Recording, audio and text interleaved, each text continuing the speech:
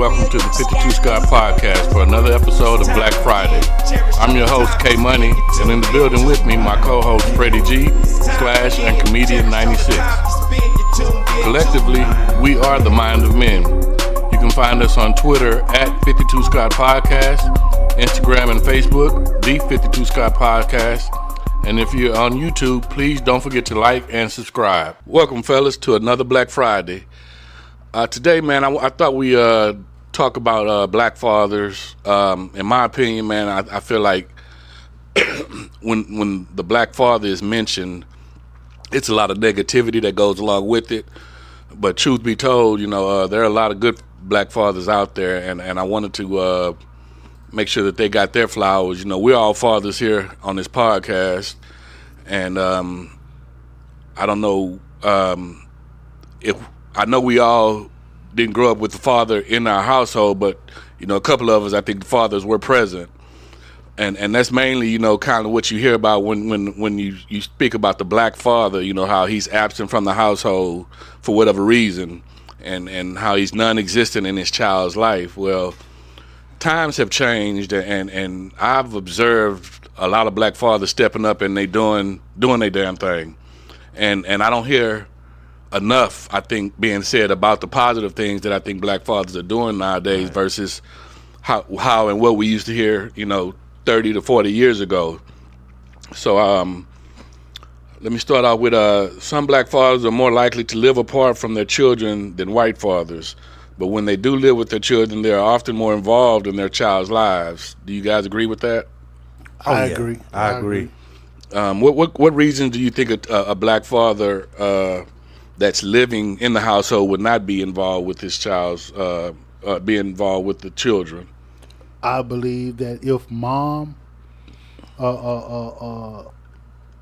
is tying one hand behind dad's back, then that can make dad not be involved with the child in a way that he would, because mom kind of babies the child, or whether it's a girl or a boy. Right.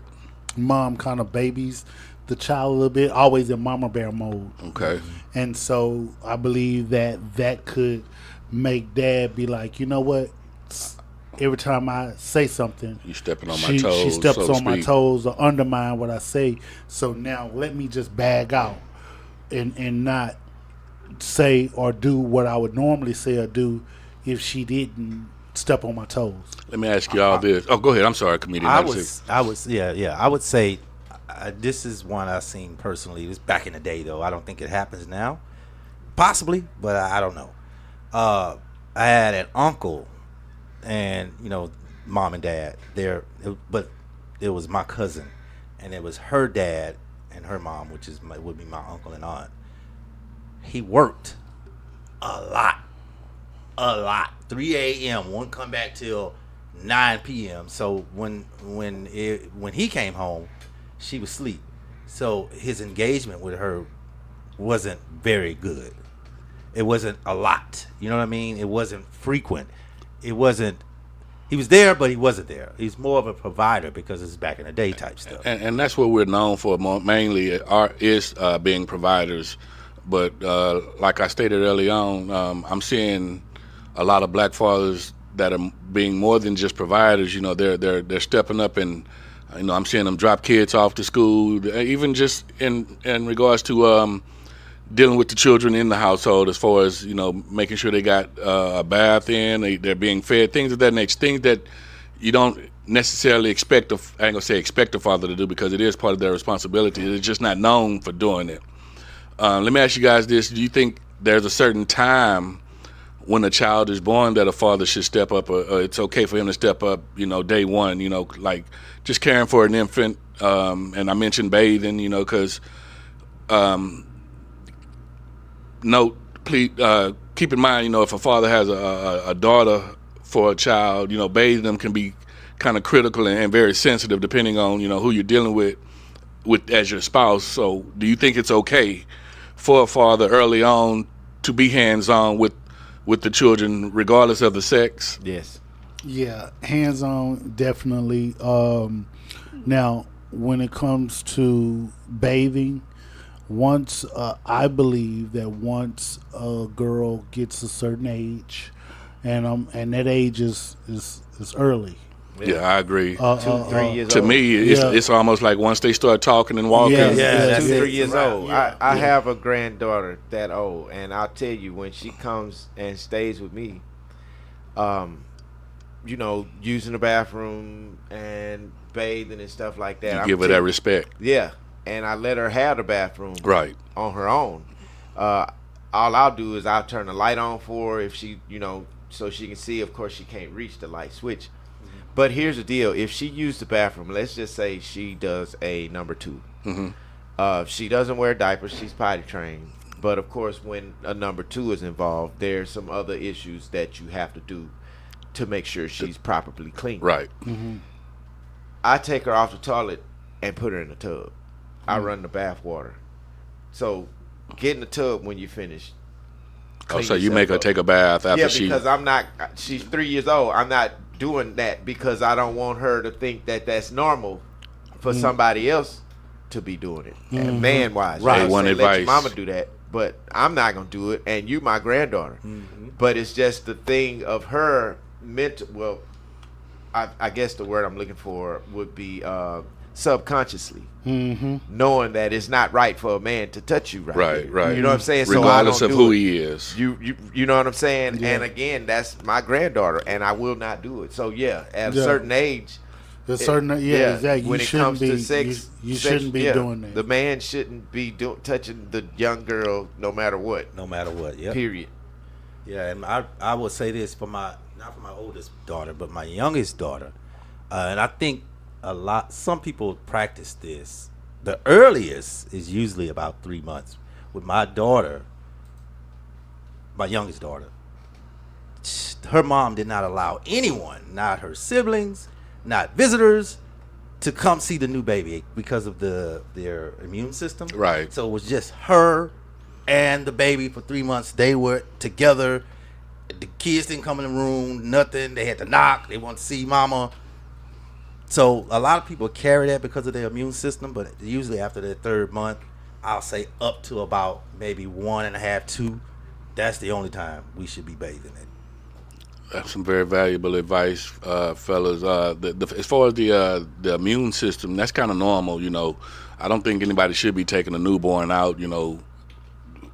Couple of weeks after they've been born, but this younger generation definitely is operating different, good and bad. But like I said, I do see a lot of more black fathers, being hands-on, which is a positive thing to see. I just not hearing about it is my thing. Here's the thing.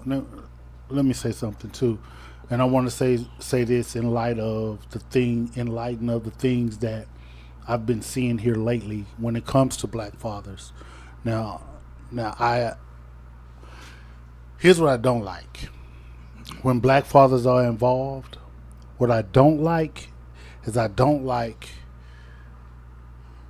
other races speaking on a black father being involved in their child's life. And I definitely don't like it. I'm talking about speaking negatively. Okay. And I definitely don't like it when black folks speak negatively about a black father being involved in their child's life. Now, let me give examples. I got an issue with with people talking about LeBron James and how the active role he played dealing with Bronny getting to where he is today. And there's nothing wrong with dad being a dad to help son navigate his way. That's the way it should be. Throughout this thing. I also have an issue with the way Shedeur Sanders had been handled. And you got Deion Sanders, who coached this kid all of his life, helped him navigate these waters called the NFL. And so I have an issue with people speaking on this father being a father. Being a father, exactly. I have an issue with how people. I don't care about all of the bravado and the confidence and the ego and all that stuff. I don't give a damn about that. When it comes to LeVar Ball and how he handled his sons, and getting them to what they need to be, and he's being active in their life and helping them navigate. And and one other before I finish here, Richard Williams. I have an issue with people talking about Richard Williams being involved, how he was involved in Serena and Venus. See, those four guys that I just mentioned are black fathers who were hands-on with their children and help their children become successful and be able to be productive citizens More in than this productive. life.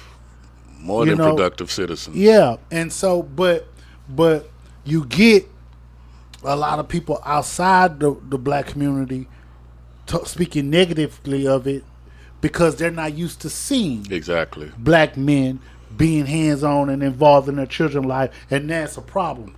And I really got an issue when black folks do it. Shut the hell up. And I'm glad you brought that up, Freddie G, because I can only think of one white family in the sports world that, where it was, is that nepotism? Yep. Where that was involved with the Mannings, and you've never heard anything negative about Archie Manning and how he dealt with his sons. But like you just mentioned, Freddie G, you mentioned four fathers that were hands on from day one with their children, and they're becoming successful citizens in the sports world and in the craft that they're doing. So it shows that it's nothing bad about it. So I don't understand why the negative flack is being given or being received. But again, that's what society has us used to, not believing, but just thinking that the black father not necessarily is non-existent, but when he is existent, what good is he for? And let me give another one outside, Go ahead. outside of sports. Denzel Washington. Oh, another good example. Another great example. Not only is he got a son in front of the camera, but he also got a son behind the scenes. The Wayans family. Yes, sir.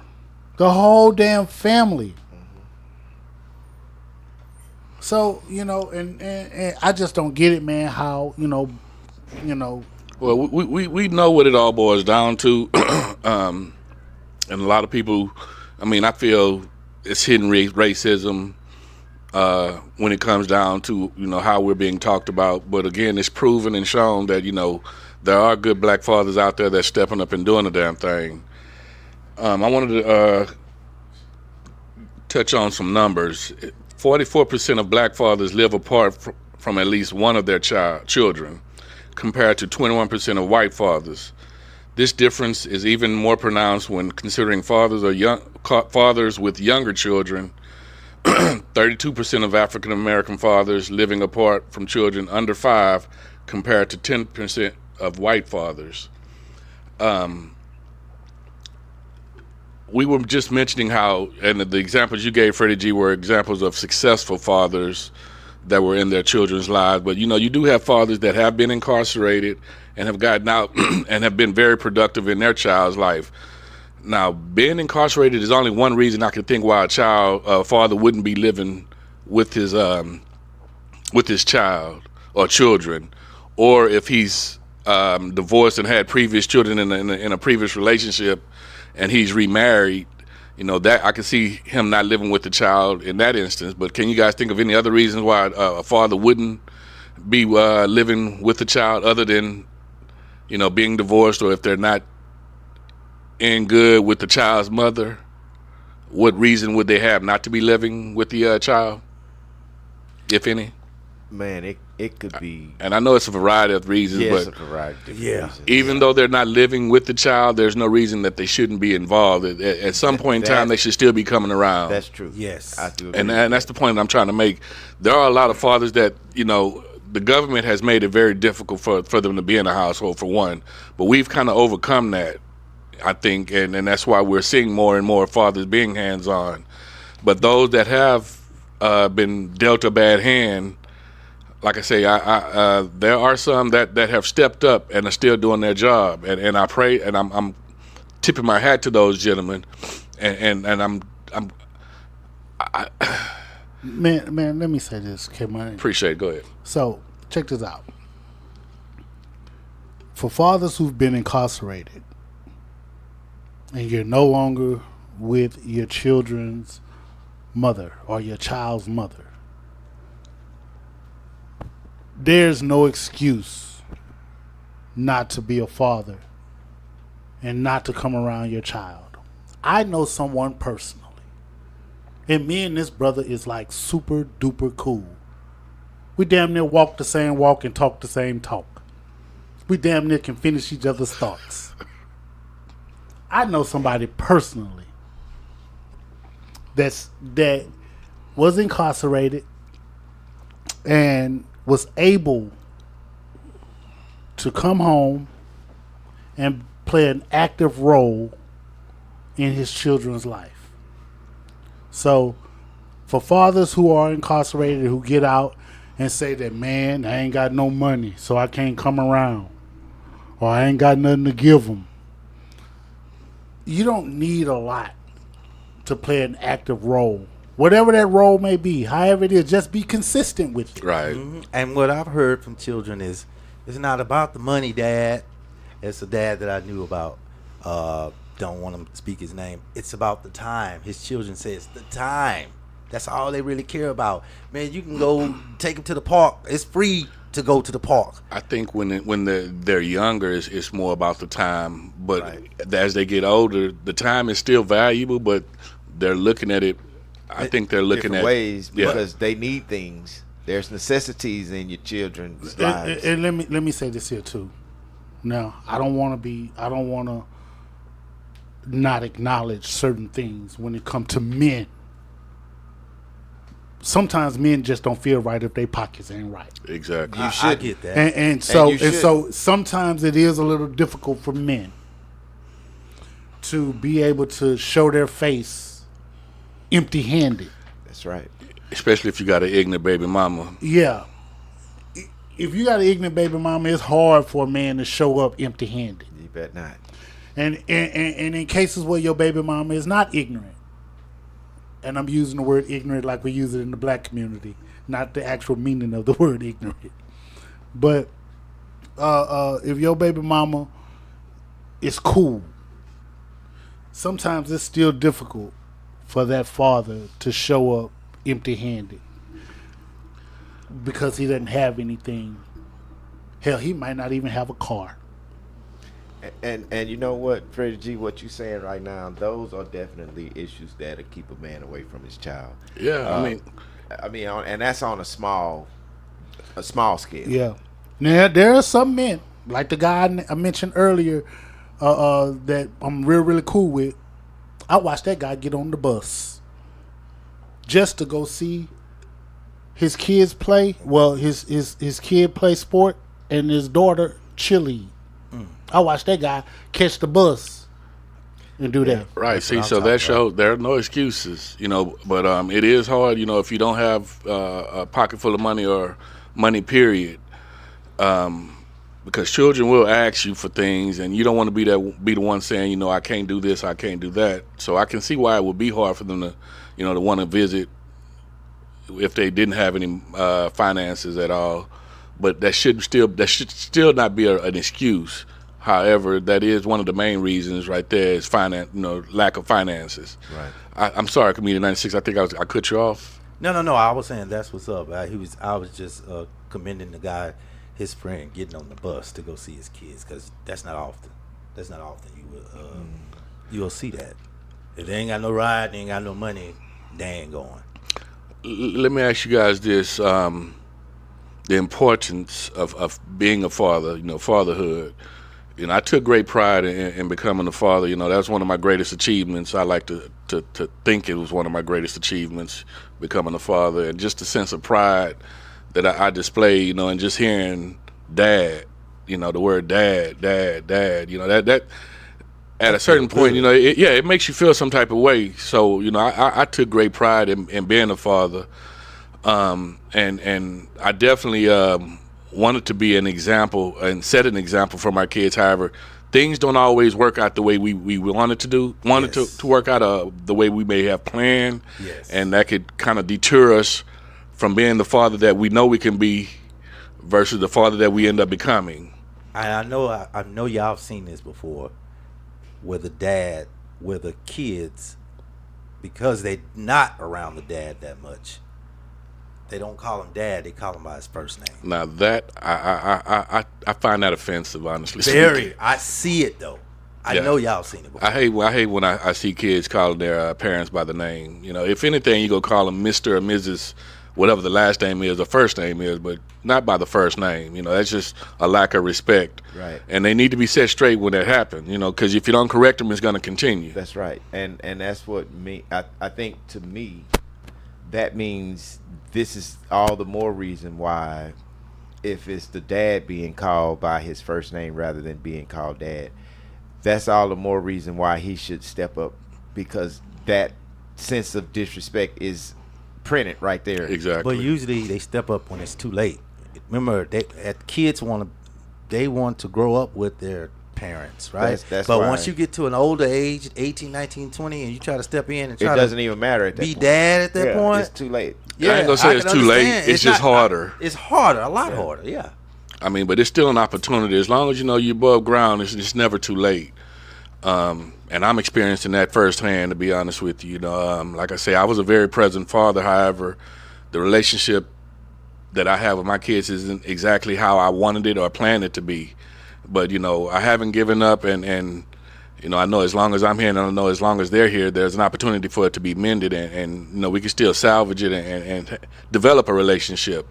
And I think, you know, a relationship with both parents is extremely important, but I feel the father's existence, and I could be biased in saying this, but I know we only have one mom, one mother, but you know, nobody can be here without that seed being planted. You know, that's where we play that important role. We plant that seed, so we play a valuable role and a very important role, not in just planting the seed, but once that seed is born, you know, we play an important role in how that child develops. So our absence leaves a sense of void in children's lives if we're not present. So I think it's extremely important that you be present and do whatever you can to be in your child's life as early as you can. Don't, you know, we're going to face obstacles, but don't let that be an excuse. And we're quick when shit is going wrong. You know, you're quick to give up on things because it's easy. It's too easy. But you know, when you have that responsibility, you definitely have to step up and do what's meant, because nobody asked to be here. You know, they may be planned, but you know, neither one of us have asked. We didn't have a way to ask to come into this world. You know what I'm saying?